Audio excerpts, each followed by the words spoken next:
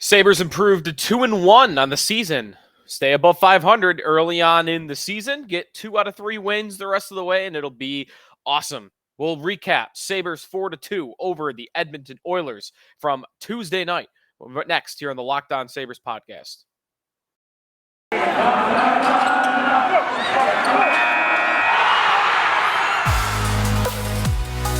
You're Locked On Sabres, your daily podcast on the Buffalo Sabres. Part of the Locked On Podcast Network, your team every day.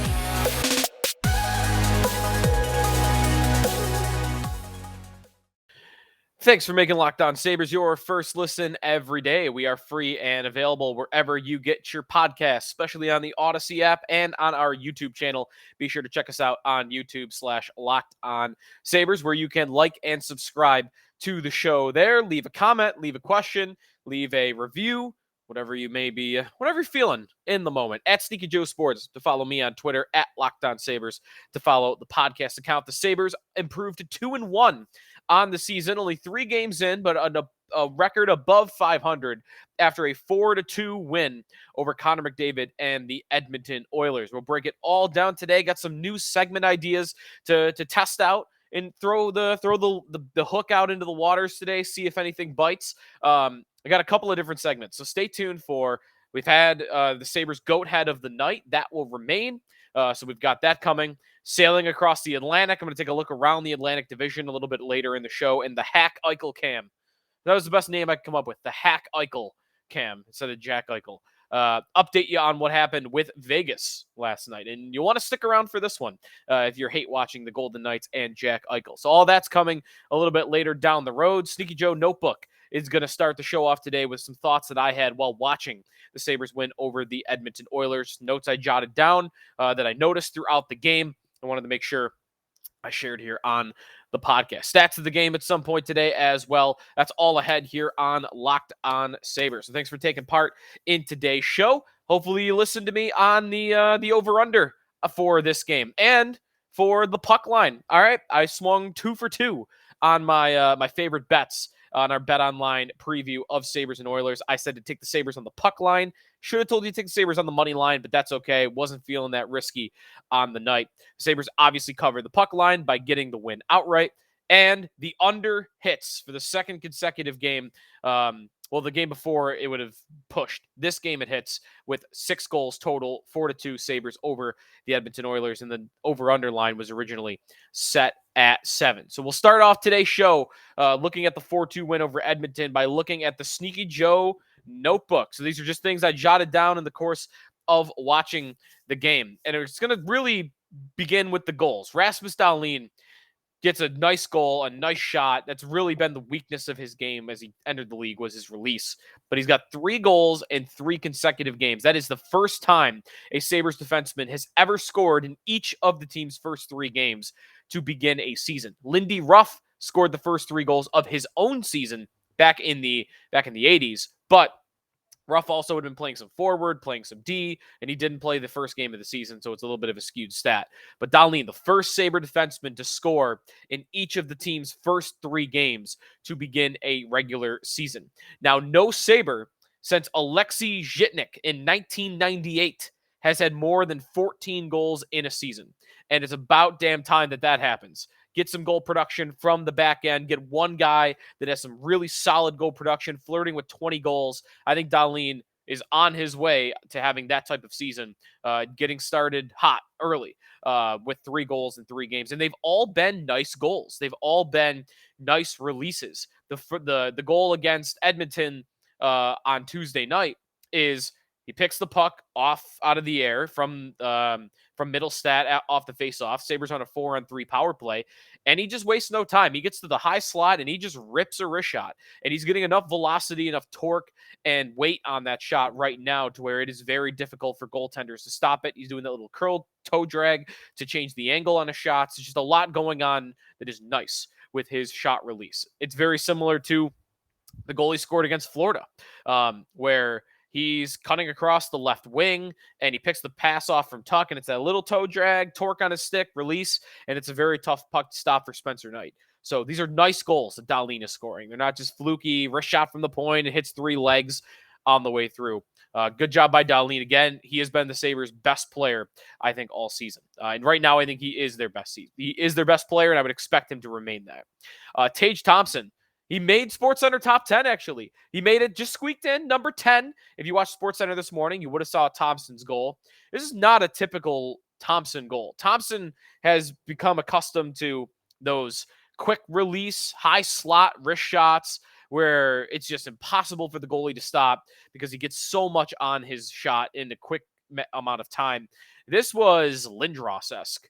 This was like Eric Lindros just barreling down the center of the ice, 6'7", 240 pounds, and using his size, his frame, and his length to keep defenders away from the puck. Leon Draisaitl, and this is Draisaitl and Darnell Nurse are the two players that he is out-muscling to get to the spot to where he could score a goal. Makes the play in his defensive zone, by the way, to start it. But then, keeping Draisaitl at bay by doing a little toe drag to the middle, and then that outside to the backhand, inside to the forehand, and tuck it behind Stuart Skinner, the Edmonton goaltender. That is a highlight reel goal from Tage Thompson. That is a coast-to-coast goal by Tage Thompson, and it's not one that he's usually scores. He's, again, scoring more on his release and his shot. This was just filthy stick handling, using the size to your advantage, and it really reminded me of an Eric Lindros type goal for Tage Thompson. And good for him, because I thought he was really bad in the first two games of the season. And even in this game against the Edmonton Oilers, I didn't think he was particularly great. Now, he got put in a tough spot, and we'll get to that in a little bit, why he was put in a tough spot. So I'm not blaming him for this game, but he's been very bad, I think, through 3 games, especially the first 2. So good to see him get on the score sheet and do it that way with a goal that electric. JJ Peterka scores his second goal of the season to remain at a point a game with 3 points in 3 games. Peterka, I mean, this is just breakaway, right? He's behind the defense, and just calm, cool, collected. I'm going to skate in, put one leg up in the air, and I'm going to tuck it underneath the pads of Stuart Skinner, go 5-hole, quick, hard, along the ice. And it's just it's a very direct shot. It's not hesitant and like, oh, one too many moves. I know, now should I shoot it? Peterka knew what he was doing going in there. He was direct about it, didn't hesitate. And it was confidence I saw in Peterka, even though he's a rookie and only playing, his 5th NHL game and 3rd of the season as a rookie. I honestly believe Peterka, through 3 games, has been the Sabres' most consistent forward. And I don't even know if it's all that close. Maybe I would give Dylan Cousins a fighter's chance in this one, because he's getting a lot of chances. Cousins just isn't burying them. And he's on the ice more. But I think Peterka has been the Sabres' most consistent player. Every time he is on the ice, he's doing something to grab your attention. His stick handling is a million miles an hour, but it's controlled. He's not losing the puck. He's got good vision on his passes. He's getting guys into open ice, and he's giving them the puck right on the tape. Should have had another assist in the Florida game, remember, on that goal where Skinner was robbed by Spencer Knight. Peterka's been great. He's moving well. He's fast. He's using his body to his advantage. I think Peterka has been the most consistent Sabres forward, which is amazing given that he's only played a handful of games in the NHL. He should remain going through. I'd like to see Jack Quinn get back in the lineup, because if they can get both of those guys going, then that's going to be the advantage scoring the Sabres have this year that they did not have last year. But a great finish on the breakaway by JJ Peterka. And I'll get to some numbers when we go through stats of the game that really emphasize how good Peterka has been, and how good he was even in this game against the Edmonton Oilers. Other things that I jotted down in the Sneaky Joe notebook in this game. Ilya Lybushkin. Saw Jeremy White on Twitter, like, we got to come up with a nickname for Lybushkin. I think my favorite right now is Ilya Lybushkin. Lybushkin. It's tough. You gotta say it like 5 times to kind of get used to it. Lybushkin. See, I can't even do it. Lybushkin. That's what it is. I'm not even doing it right the first time. Lybushkin is the nickname. This guy, just don't put your head down, right? He is a freight train coming across the middle of the ice. And in an era where the open ice hit has largely died, this is one of the remaining souls that is still out there delivering it, and that you can't keep your head down because he'll take it off. But he's doing it clean. He's not, I thought about him in comparing him to Radko Gudas on Saturday against Florida. Gudas is playing on the other side, and Lybushkin just kind of reminds me of that aggressiveness, and like you can't have your head down and going across the middle of the ice when he's out there because he's going to take your head off every time. But Gudas has developed a reputation of being a dirty player.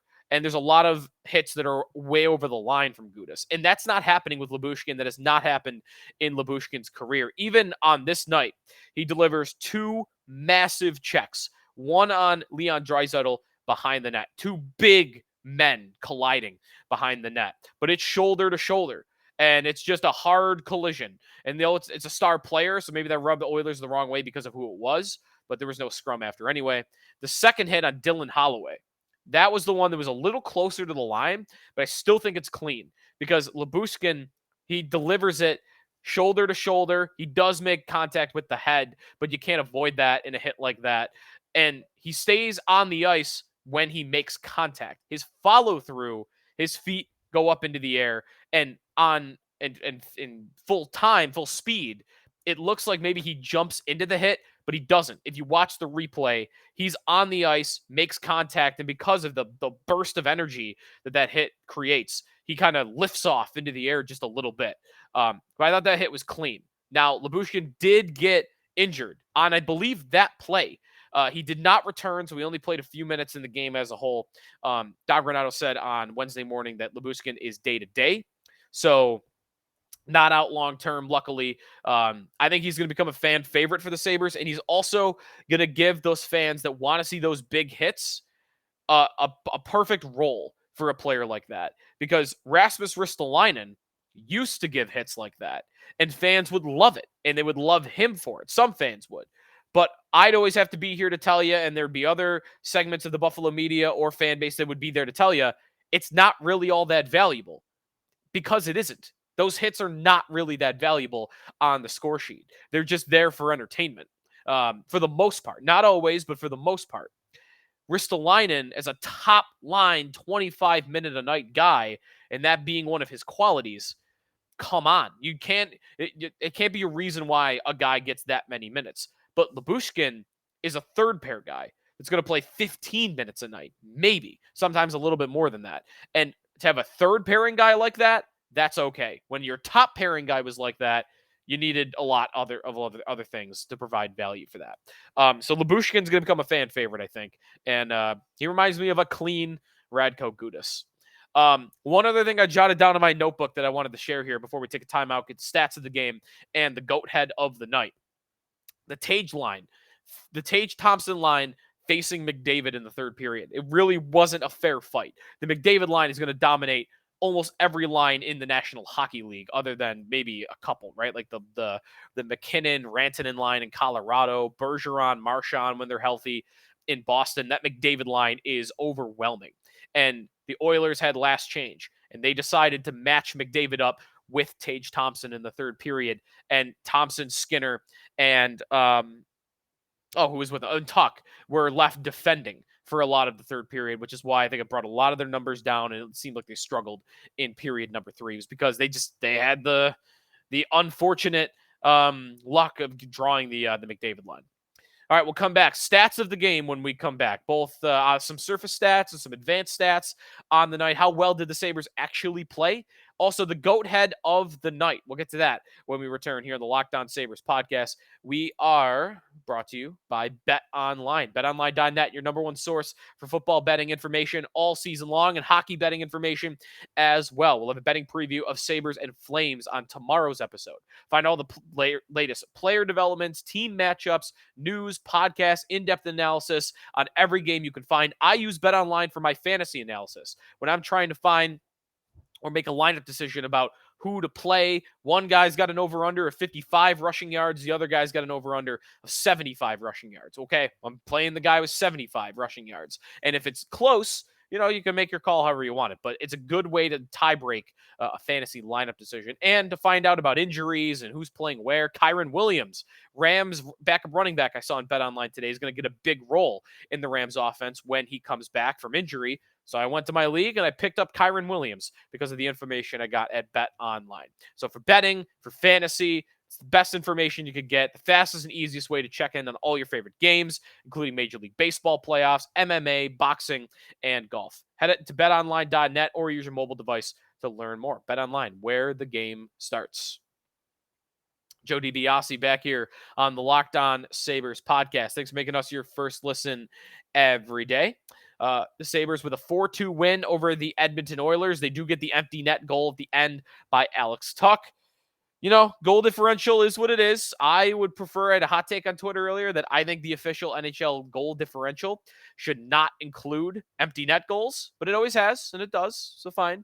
The Sabres are +4 on the season in goal differential, but 3 goals were empty netters. 2 in the opener, and then 1 last night by Alex Tuch against the Oilers. It was a good empty net goal, right? Cousins outraces his man to neutral ice, skips it forward to Tuch, and Tuch outraces Ryan Nugent-Hopkins, outmuscles him to put it into the empty net. Stats of the game. Let's get to the stats of the game. Sabres in Edmonton. Their first of a Sabres After Dark road trip. Shot attempts in this game heavily in favor of the Edmonton Oilers. 56-33. Now, this was very severely weighted towards the third period. Because if you look at periods 1 and 2, the Sabres were in shot attempts, were only outdone 16-12 in period number 1. Okay, not bad. Period 2, I thought the Sabres were the better team. Shot attempts, though, they still go in favor of Edmonton, 14-13. I really was impressed by the Sabres in the second period, by the way. Thought they were great in period number 2. So 14-13 in period 2 in favor of Edmonton. Period 3, shot attempts, 26-8. 26-8. And it's how Edmonton got the advantage, 56-33. Shots in this game, just regular old shots, 48 for Edmonton, 24 for Buffalo. But the Sabres went into the second intermission only down 6. They were outshot by 18 in period number 3. They were really on their heels. They were trying to defend as best they could. Edmonton was, just 10 times better in the third period. But the Sabres were right there with them through 40 minutes of hockey. And they were ahead, obviously, on the score sheet. So they finished better. A big number or stat that points to why this game went the way it did was turnovers. The Oilers had 18 turnovers in this game to the Sabres 11, and the Sabres turned a couple of those into goals, including the JJ Peterka breakaway goal. Alex Tuch had a breakaway in the same period just shortly after that was stopped by Stuart Skinner. So there was another one that could have ended up in the back of the net. Power play in this game. The Sabres finally get a power play goal. Dahlin right at the start. It is a 4-on-3. So they've yet to score a 5-on-4 power play goal. Sabres go 1 for 4 on the power play. Edmonton goes 0 for 3. Sabres penalty kill has been rock solid through 3 games. Power play has not been great, but the penalty kill has been great. Other stats from tonight's game. Well, let's just give you the goals and assists. How do we do that? Goals on the game, we've already kind of gone through them. Tage Thompson, JJ Peterka, Alex Tuch, and Rasmus Dahlin. Assists on the night. 1 by Dylan Cousins, Vinny Hinostroza, and Casey Middlestat. Jeff Skinner gets an assist as well on the Tage Thompson goal. Minute leaders in this game. The blue line, Rasmus Dahlin, Owen Power leads the team in ice time with 23-41. He's being used as a defensive specialist so far in this season. Not too surprising. We thought Dahlin would get more offensive zone starts. Dahlin just behind him, though, 23 minutes and 21 seconds to Power's 23 minutes, 41 seconds. Matthias Samuelsson, 22-45 in ice time. Henry Jokiharju, 2018. Jokiharju had a really solid game, I thought, and he gets over 20 minutes of ice time. Jacob Bryson, 16-21. And then Ilya Lybushkin, remember, left in the second period. He only plays 8:36. So expected goals for numbers. We've got to point to who played well, who didn't play well, just from an individual basis. JJ Peterka, unsurprisingly, to me at least, number 1 on the Sabres. Actually, number 1 in the game with a 61.6% expected goals for rate. That is through the roof. That is an incredible number. Usually the low 50s is a solid number, and he's over 60%. Great job by Peterka. Another phenomenal game by him. It seems whenever he's on the ice, the Sabres are attacking and the puck is in the opposing end. Dylan Cousins. There were only 3 Sabres with a 50% or higher expected goals for rate. Peterka at 61, Dylan Cousins at 51.4%, and Henry Jokiharju at 50.4%. The worst player in this game by expected goals for was Peyton Krebs, 10.1%. I hated the line he was on. I do not think it works. Him with Kyle Okposo and Zemgus Girgensons, that line got dragged down. Krebs had one moment where he definitely should have shot, and he tried to overdo it, and he threw a pass across. It didn't work. So I don't think that line really fits. I think Asplund should be on that line. Makes the best checking line possible. Krebs actually plays less than 10 minutes. He is maybe in the doghouse right now. He was on track, remember, to sit in this game. He skated with the extras on Monday, got back onto a regular line on Tuesday, plays on Wednesday, and he only plays 9 minutes and 51 seconds. So he might be out for the Calgary game, if I'm guessing right now, and with Jack Quinn potentially going back in to the lineup. For the teams, scoring chances in this game, 15 for Edmonton, 6 for Buffalo. High danger scoring chances, 8 for Edmonton, 2 for Buffalo, and expected goals for the teams, 62.7% for Edmonton, 37.3% for the Sabres. Time now to give away our GOAT head of the night. So far through 2 games, Dylan Cousins with the first one, JJ Peterka with the second one, Eric Comrie gets the third one. I have not mentioned Comrie yet on this show, and I was saving him for right here, right now. He was the best player on the night. He was incredible. Side-to-side movement. He showed his quickness. He showed his poise. He showed the calm, cool, collected demeanor he has in the net where he doesn't get out of position. And what that's probably going to provide for Comrie is very few highlight reel saves. But a reason for that is he's always in position. And you get highlight reel saves a lot of times when you're out of position, you're scrambling to get back into position. Comrie was great. A lot of those shots along the ice where he sprawled out, he was really showing off on those ones. Point blank range. He stopped Draisaitl twice. He stopped McDavid with 9 minutes to go in the third period when it was a 2-goal game. McDavid is shooting down the middle of the ice, and he's got a wide open wrist shot. And I thought for sure, oh, this is in the back of the net. And Comrie, again, like very calmly, boom, blocker up, makes the save, goes back into the corner. He was great. He was the best player on the night. 46 saves on 48 shots for a .958 save percentage. 40 of those saves coming at even strength. He was incredible. And through two games, Comrie, 4 goals saved above expected.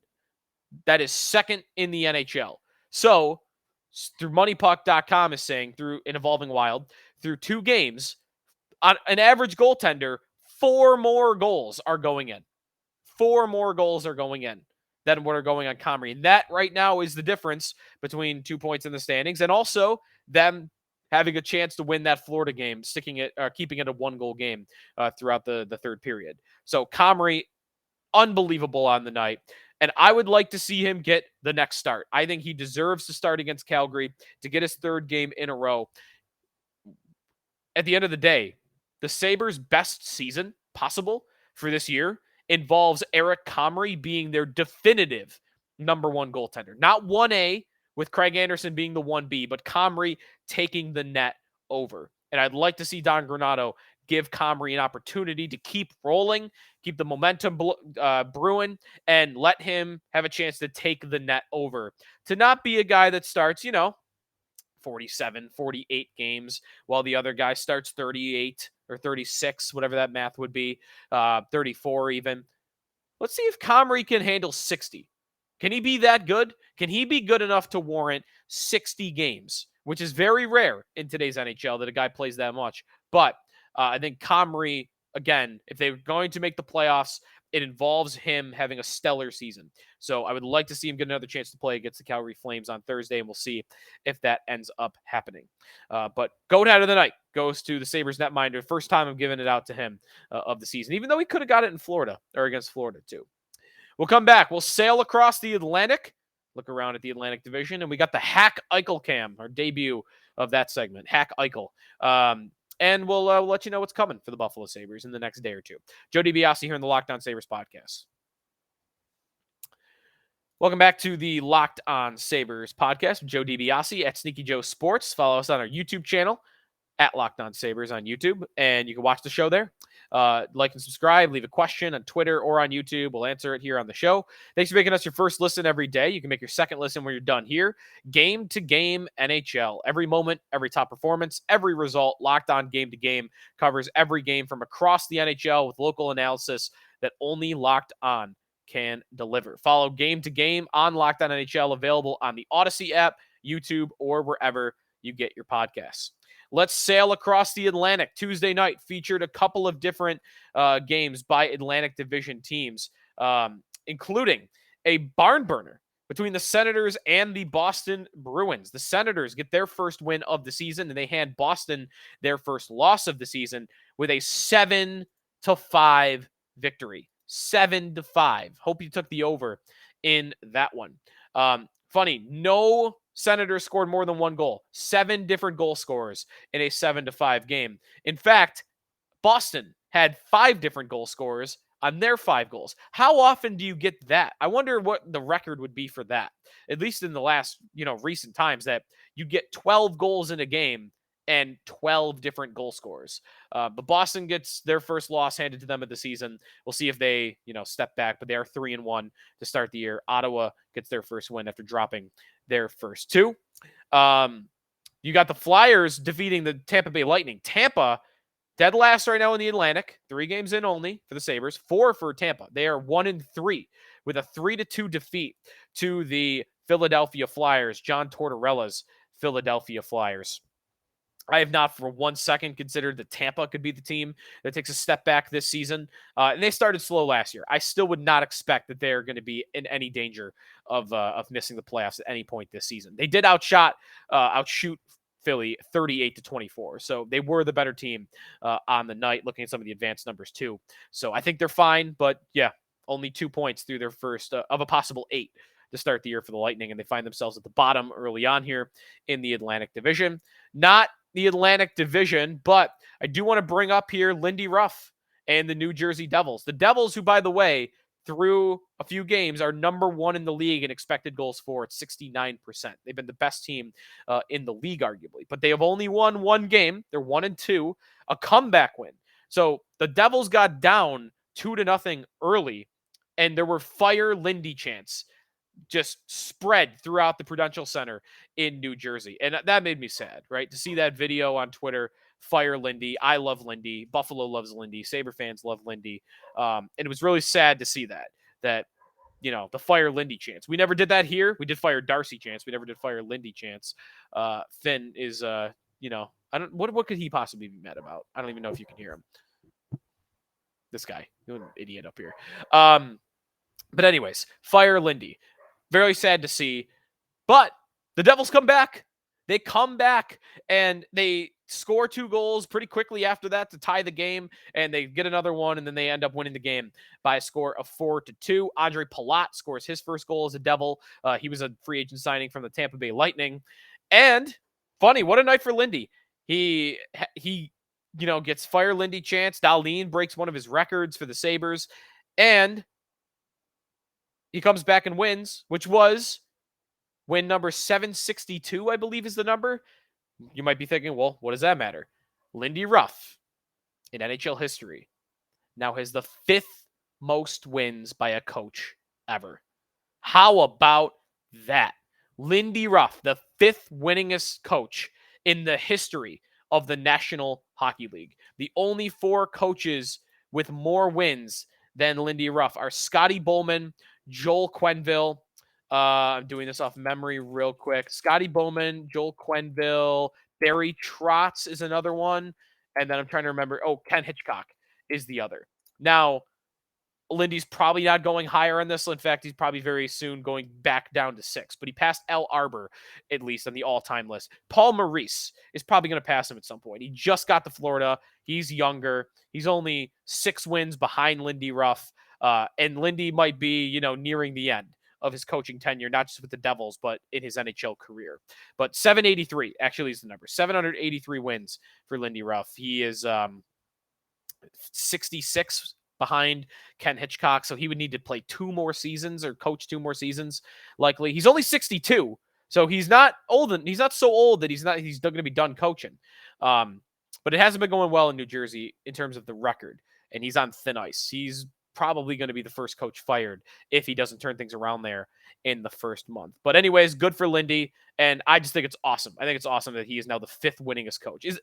Could you believe that? If you didn't hear it from me on Twitter or the Devils on Twitter, what would you have guessed? 11th, 12th, 13th, maybe lower, like the 20s? He's 5th all time in wins for a head coach. I think that's awesome. The hack Eichel cam. What did Jack Eichel do on Tuesday night? What did the Vegas Golden Knights do? It was a good one if you were hate watching Vegas. 3-2 defeat to the Calgary Flames. Their first loss of the season. So Vegas still 3-1 on the year. The thing that happened in this game, though, you can find it on my Twitter at Sneaky Joe Sports. I retweeted it from Sin Bin Vegas. Eichel was getting criticism last night in Vegas. He had a very, very bad play. 2-2, 4 minutes to go, and Michael Backlund of the Calgary Flames gets behind Eichel and goes to the front of the net.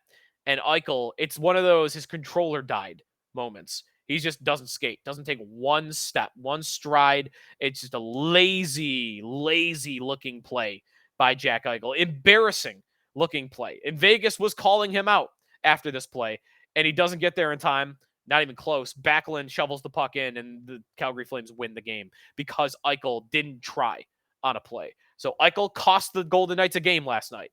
So if you're hate watching Vegas, you probably were happy. But they still are 3-1 in the season. But go find that clip. It's a good one to watch at Sneaky Joe Sports. And Sinbin Vegas is where the video was. All right, it's going to do it for us here on Locked On Sabres. Sabres have a Thursday night affair in Calgary. The arena looks like a Pringle. The Saddle Dome. The first meeting of the year with the Calgary Flames in Calgary. It's a 9:30 puck drop on Thursday. So you get a little bit more time to watch Thursday night football if you want.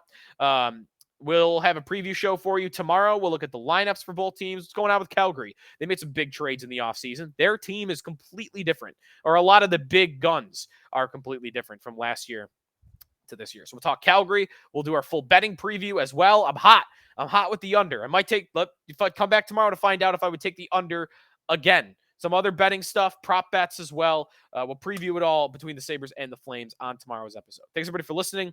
Follow me on Twitter at Sneaky Joe Sports. And this has been the Locked On Sabres podcast. Thanks for making us your first listen every day. Now go make your second listen, Locked On Fantasy Hockey. Hosts Steele Roden and Flip Livingstone bring you the fantasy edge to keep you ahead of the competition with updates of news, analysis, and advice Monday through Friday. Available on YouTube, Odyssey, and wherever you get your podcasts. Talk to you tomorrow. Later.